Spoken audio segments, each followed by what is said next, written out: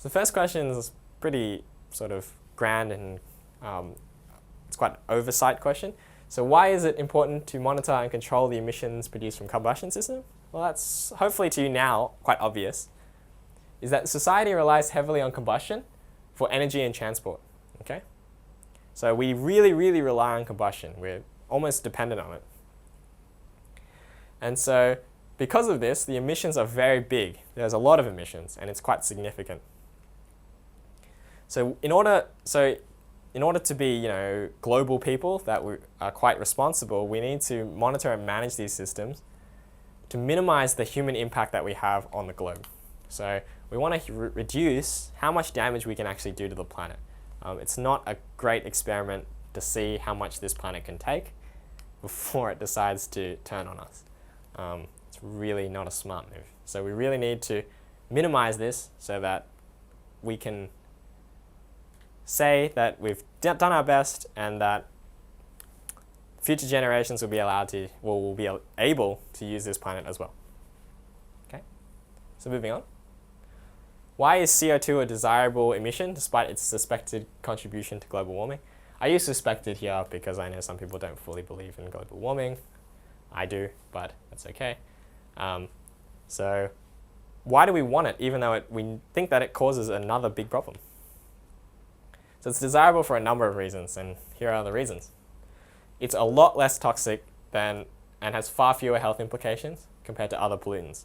So compared to CO, I'd much prefer to be breathing in a small amount of CO2 than CO, because CO could kill me, whereas CO2 would just make me probably a little bit tired if I was in small concentrations, in small. Okay, so that's the first one. It's less dangerous.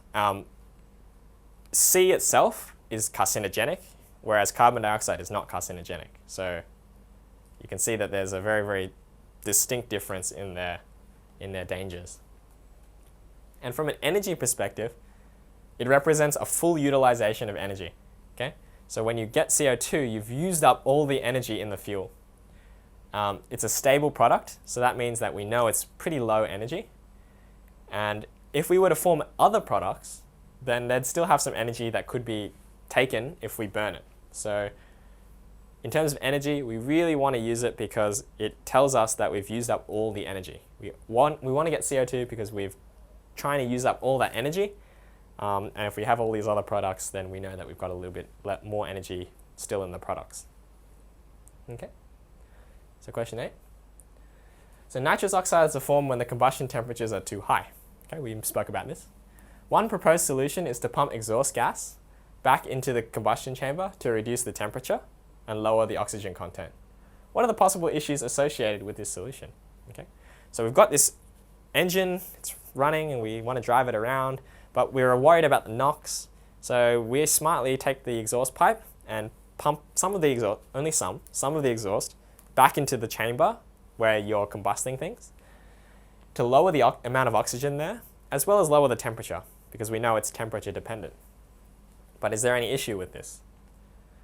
So reducing the oxygen content will reduce the NOx because the temperature goes down, because without as much oxygen, it can't burn as hot.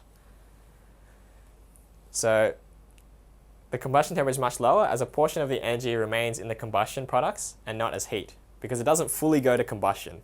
So it's slightly incomplete, which means that the temperature will be less. However, because the oxygen content is reduced, there is a higher chance that CO and C will be formed. Okay? So we lowered the oxygen content to reduce NOx, but at the same time, we've lowered the oxygen content.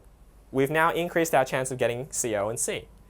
So you can see when I mentioned earlier that when it's sort of a balancing act, we can't quite deal with all of them at once. So we have to try and find the best compromise.